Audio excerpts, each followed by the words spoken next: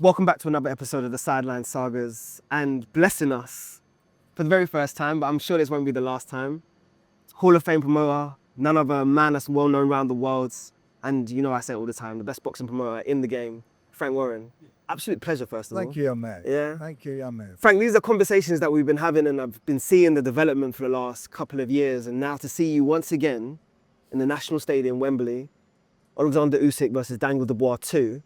Just tell me initially how you're feeling putting this together. I'm feeling really, really pleased with I'm a bit smug and pleased with myself about this because it's our third one in a row. It's our annual show now at Wembley, and it's an historical moment for British boxing.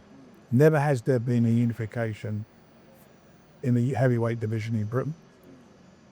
4 belts on the line, first time ever, and it's a chance for Daniel to go and carve his name into British sports history by becoming the first Brit to win 4 belts. I want to know how you feel about that, because you've achieved so much in boxing. You've already designated yourself into the Hall of Fame, but being the first promoter to bring this onto British soil, Undisputed Heavyweight Champion, would be crowned. How are you feeling adding another accolade to what's already a Hall of Fame career? I'm pleased with, as I say, I'm pleased with myself. I'm pleased for us as a team, Queensbury. I mean, you know the guys, they all work very hard. I think we've got the best team in boxing with us, and they're all great. They're all enthusiastic. They're very fervent about what they do, and we're all behind Daniel. You know, Daniel started his career with Queensbury. You know, 17 years of age when we spotted him, and or 16, and then we were investing in and sponsoring him, and look where he's got to. And especially when a couple of people wrote him off, and so-called knowledgeable people, I thought they were knowledgeable. So here he is now. It's a revenge fight. Quite a controversial fight, the first one that he had with him, the low blow, which was not a low blow. I'm not having that. And what he did afterwards, you know, how he grew up after that fight, how he's matured mentally, and what he did in fighting good quality opponents. And I think we did a good job in the matches that we made. You know, the first one against Babe Miller. Yep. I knew Babe Miller mentally, that's his game, isn't it? You know, he tries to bully you before the press conference. Of course. And I thought that I want to see Daniel, you know, his resolve after that, you know, after the fight with the first fight with Usyk, and he handled it, and he actually came back. First time I seen it, he came back with a couple of little quips himself, and if you remember, He's and getting confident. I'm going to send the baby to sleep and all that. But it was not, you know, it's not him normally, because he doesn't say booze to a goose. He doesn't want to do press. He just wants to do his fight and go home, and that's the end of it. Of course. And then the next one after that was Hergovich, who nobody wanted to fight. No matter what he said, he was the guy everybody avoided, the bogeyman of boxing. And I knew it'd be a tough fight. They had history from their sparring. We were much older than Daniel, but you know, there was all this different talk about what had happened in sparring. And I spoke to Martin Bowers, who managed and trained at the time. And Martin's a big guy, and you know, I believe I know what he was telling me. I know was real. And we made the fight, and I got the fight on, and I felt that was another winnable fight. Undefeated fighter, and he went and done the business. And he done the business in style, because the first 3.5 rounds, he was getting caught with some big shots, some big right hands. He ate a lot of right hands. And he took them. You know, he rode a lot of them, but when a couple of them caught him clean, and he took them, he gritted his teeth, and eventually just turned the fight round and done a job. It's lucky it didn't get stopped in the 5th round, a proper stoppage. But, you know, it's obviously the next round, a bad cut and everything. The referee called it off, and he was pleased to get out of there. I believe you and me, Ergovich. Then the next one, we come here. The hero. I'm telling you, we were here. The came into the Kingslayer. Lion's Den. You know, this is his backyard, isn't it? He came into the yards, into his backyard. 90 odd thousand fans here. Never forget Probably it. About 1,000 of Daniels, and the rest were all with AJ. They booed him in the ring, our man. They cheered him to the rafters, and, you know, 2-time world champion. And he'd done the business. And I knew that fight was always a fight I knew he'd win. I never forget that build-up that week. You were so confident. I remember speaking to you a number of times, and your confidence never wavered. Yeah. What did you see in Daniel that made you feel like this was a time when he was... I felt that... it's what I see in the other guy. And it's what I see in AJ, and the fact that I always felt that, you know, he leaves himself vulnerable when he throws shots, and I think, you know, and he sort of changed a little bit how he boxed, and you could see at times he was on his back foot. I said to him, "You've got to press him. You've got to put him on the back foot."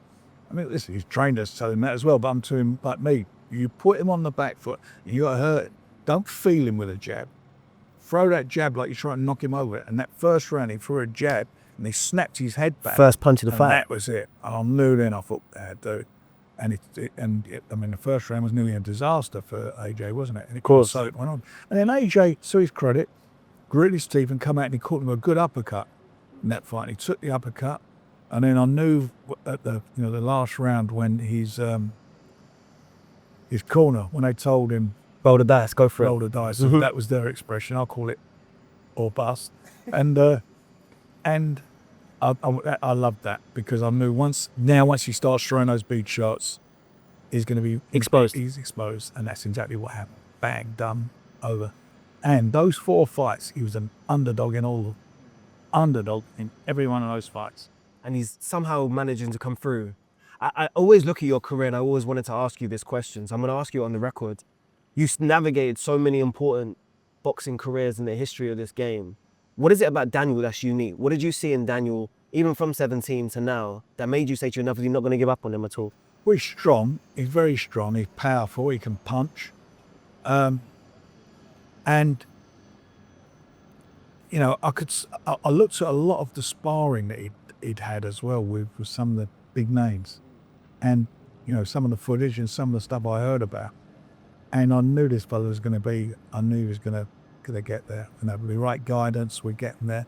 And there's been a couple of hiccups on the way. You know, that thing with Joe Joyce, although he was in front on the judges' card, if he'd have stood up for the last few rounds, he would have got the decision. But that terrible injury that he had, and at that time, no one knew really what it was, because they all thought he swallowed it. Yeah, but his eye was out here, of course. And went to the hospital, but they couldn't do anything. They couldn't even do an MRI or anything, or a scan on it, because it's so swollen. They've got to wait for the swelling to go down. Once it went down, he had the 4 fractures and a partially intact retina. So you mentioned the pain, and he did the right thing. Otherwise, we wouldn't be here today. So true.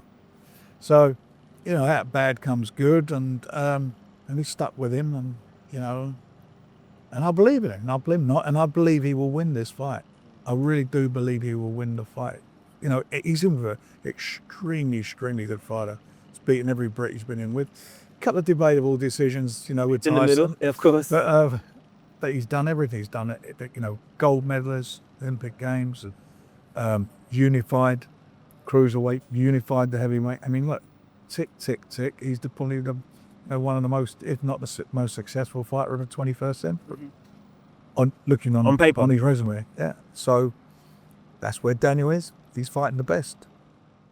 I always say with Alexander, I said it to him on record, he's got a Hall of Fame career, but I'm interested in the motivation. Like, what do you feel like keeps you going? And I feel like that's applicable to you, because you're already a Hall of Famer. So does this still give you the same chills when you come out here and you put this all together? You know, all the things that happen, you know, outside would go, that, you know, breaking this right. It's all nice, and everybody likes to be appreciated. I'm not saying I don't, but I just get such a buzz about it. I love it. I mean, the whole thing for me is I can't wait. It's like wishing your life away. I can't wait till the 12th. I really can't wait. I want to see this fight. I'm a fan as well. I want to see these two guys. I want to hear that first bell, see them get down on it, on a see what I believe will be Daniel's destiny. He's in with a great fighter, and this is his opportunity to become a great fighter himself.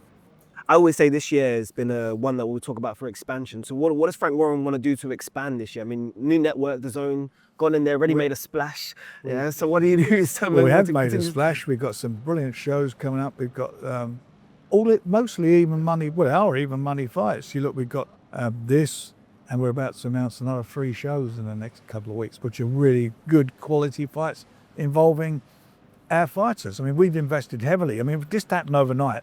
Daniel, we invested in 9 years ago, of course. Moses, 3 years ago. You know, you look at all these guys, all these youngsters that come through. Nick Ball, look at Nick Ball. Should be unified. He's the best in the world. He is the best. He's a great character, great fighter. So it's all happening. We're going to do another big show in Liverpool. Hey, we're doing a big show in August, which will be announcing soon with Riyadh season with Seller and His Excellency. I'm really looking forward to that. Just fabulous times. How do you keep expanding? Like, what is it about yourself that you've learned about yourself, that why you keep developing? Because you've been in this for so long. You've seen so many come You've and got go. to keep the faith. Look, you know, you win and lose. You know, they're not always winning, and the name of the game is to keep evolving and to keep developing them and investing in talent. And talent, obviously, of boxers, but so talent in people who work with us. And my son George does a fabulous job. He's a CEO, really on it, and his team are just a really good team. Francis has become a very good manager. I'm proud of them, what they do. He manages Moses, Sam Noakes, many other fighters. You know, they're good quality fighters. So it's at the moment, touch wood, it's all going fairly well, and we just got to keep, as I say, you've got to keep the faith. Guys that get beat, and Daniel got beat. Everybody, it's all over, and they all laugh, and they're behind the scenes, all the talking, all the fair weather friends, all that shit. I'm used to it. I've been around the block long enough to sort out who the phonies and who the decent ones, and it's all, it's great, and I love every minute of it. I love what we do. I love it at its best, and I love it at its earliest. And I love the York Hall show. I like going down. I like going and putting the young fighters on and watching them, because you watch them grow. It's like you put the seed in the ground. You're a gardener, and you watch it grow. You nurture it and watch it grow. Young fighters, you put one of the small shows, you build them up, you bring them through, and then suddenly they're at Wembley. I can't tell you. Dream. Do you think there's enough of that in life right now? And I've only got a couple of questions left for you, but you hold a lot of inspiration for people that's going to watch this. So do you think there's enough of that, of wanting to do the smaller things, to give you the seasoning to get ready for your Wembleys? No, there are guys who run small hall shows, lots of them. They're the backbone of the industry. Some of these fighters, they investments, they're on money. It's tough and it's not easy. I've been there, I've done it. In doing these shows, for me, it is about getting the guys working. The only thing I don't like about nowadays, as it was 2 years ago, a decent fighter would have like minimum 7, maybe some of them, like Nigel Brent, have 10 or 12 fights in the first year. Don't do it now, because the money that they want, and I don't get me wrong, what they want for 4 fights, so you can pay them. So you have 4 fights, you have 1 a quarter. Really, you should be having 2 a quarter, or having 7, but for the same budget. Of course. And thinking that's your investment. This is our investment, and you've got to reinvest back. I always ask just these final 2 questions, and this is important because, and I'm not going to say your age, right? Because I always respect those that's before me. But I'm going to say, in terms of what you've achieved, what message would you give to anyone that's watching here that wants to turn around and say, I want to replicate what Frank Warren's done. I want to learn from Frank Warren. What lessons in life would you turn around and pass on?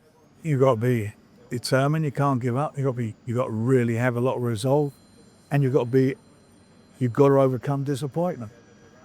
So like everything, nothing comes easy. You've got to work. You got to work your balls off. That's what you have to do. No one gives you anything. It's like you. What do you have to do? Anybody successful, you get like, they say, oh, you're lucky. Yeah, but sometimes you've got to make your own luck. You do. And some people do fall on their feet, and you think, how did it happen? But it's this is my 48th year at doing this. So why? 48 years. It's a long time, yeah. It's a long time. I think my last one to you is, and I love this one. This is what we always do on this show.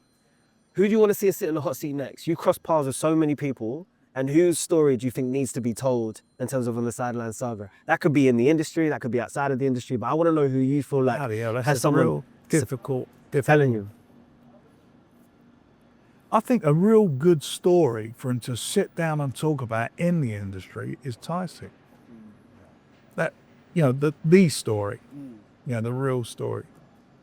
You've heard it there, that's your call to fame, Tyson Fury. We're looking forward to seeing you on the Sideline Sagas, and what a blessing, yeah?